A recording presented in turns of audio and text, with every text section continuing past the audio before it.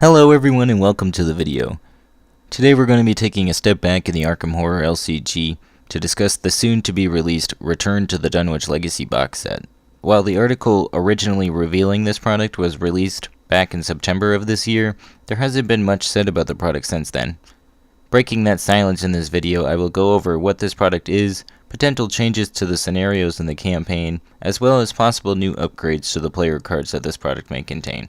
Much like the Return of the Night of the Zealot box set, this product aims to breathe new life to the original Dunwich Legacy campaign cycle. Included with this product is the actual box itself, 32 divider cards to help store the entire campaign collection, as well as 104 new cards. These cards will see the investigators travel to new locations, face unweathered treacheries, and encounter enemies the likes of which have never been seen. With these unprecedented trials, however, the investigators are given access to new tools to add to their arsenal. Retracing through your steps through Dunwich, however, will not be as you remember.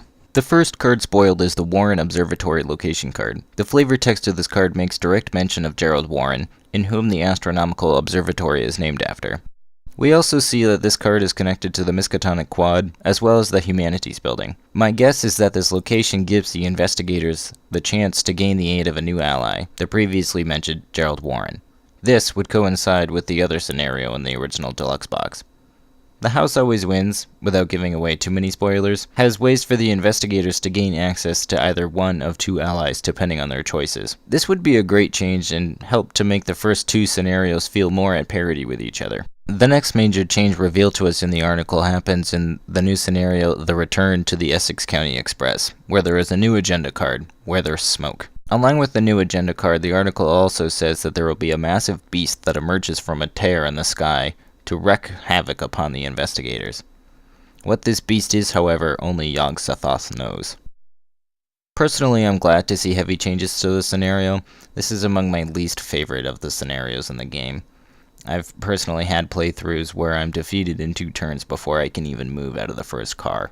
These kinds of moments feel really disappointing as you take time to set the scenario up only to be so quickly defeated. Speaking of being quickly defeated, however, there is a new enthralled enemy lurking around the campus of the Miskatonic University. The enthralled security guard is a 2 might, 3 health, 4 evade enemy with the humanoid and abomination traits. It has the Hunter and Retaliate keywords and deals 1 physical damage on attack. It has 2 force triggers. The first states, after enthralled security guard attacks you, discard the top 2 cards of your deck. And the second forced ability reads, after enthralled security guard is evaded, it is defeated. There isn't much to say about this card. It's not a very threatening enemy. A mediocre might value along with average health and damage make it easy to take out in a fight, even if your investigator isn't the most agile. I enjoy the flavor of this card, but I don't think I'll be dreading to face this new threat. Not all of the threats in this new expansion can be dealt with so easily, however. In addition to changes to every scenario, this expansion introduces 6 new encounter sets that replace many of the previously existing ones. Among one of them is the new encounter card, Resurgent Evils. Resurgent Evils is a treachery card with the Omen trait. It has the Peril keyword, and it has an effect that reads, Revelation. You must either choose one. Draw the top 2 cards of the encounter deck, or place 1 doom on the current agenda. This effect can cause the current agenda to advance. This card, much like its predecessor, Ancient Evils, speeds up the agenda and brings the investigators that much closer to potential defeat. The added option of drawing the top 2 cards of the encounter deck can, however, be manipulated into a hidden benefit. Whether you're trying to find more enemies to fight in order to complete an objective, or if time is of the essence and can't afford to advance the agenda, one may be willing to take on the added risk in order to see things through to the end. The last encounter card spoiled in the preview article,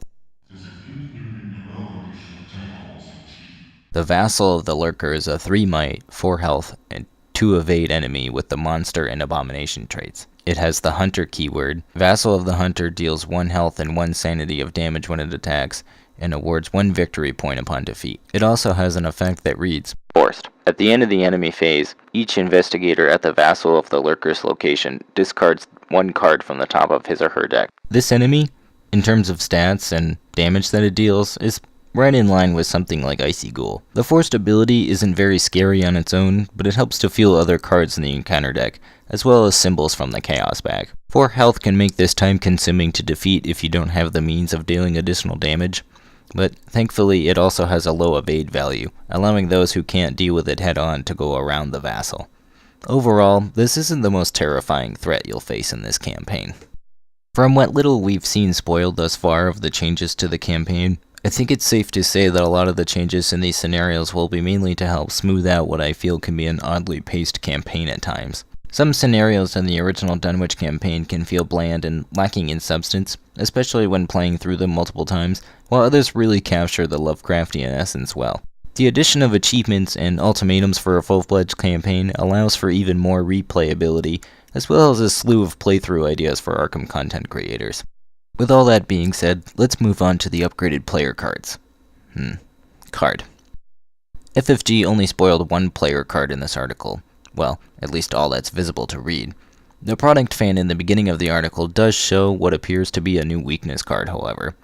What its effects are can't be said, but I'd like to have more campaign mode style weaknesses like Doomed and Dark Pact. Moving on to the card itself, we have another answer to what the Strange Solution may be. Strange Solution, Empowering Elixir, is a 4 experience, 1 cost Seeker asset with 2 intellect icons. It has the item and science traits, and you can only include this asset in your deck by identifying the Strange Solution. It comes into play with 3 supplies and has an action that reads, Spend 1 supply and exhaust Strange Solution. Choose an investigator at your location to gain 2 resources and draw 1 card. While this upgraded solution can provide allied investigators with a decent amount of resource generation and card advantage, it comes at a very high price. Acidic Ichor is one of, if not the best Seeker card for combat, and I don't ever see myself wanting this over the Ichor. Seekers are already very good at drawing cards, and generally don't need a lot of resources to gather clues well. Dr. Mylan Christopher will often be all the resource generation a Seeker needs. I hope if we get other solutions that they provide a lot more unique effects than this one. I'm not very high on this card overall. Some of the cards I'd like to see different versions of would be Lightning Gun, I've Got a Plan, Fire Axe, Prepared for the Worst, Dark Horse, Quick Thinking, Delve Too Deep, and Rite of Seeking, just off the top of my head. My one wish for this product, and I don't think it'll happen, but I'd really like to see the Dunwich investigators receive replacement signature cards. Jenny has had her replacement cards released in the novella Hour of the Huntress, along with an alternate art investigator cards, and it'd be awesome to see them reprinted along with new replacement cards for the other 4 investigators as well.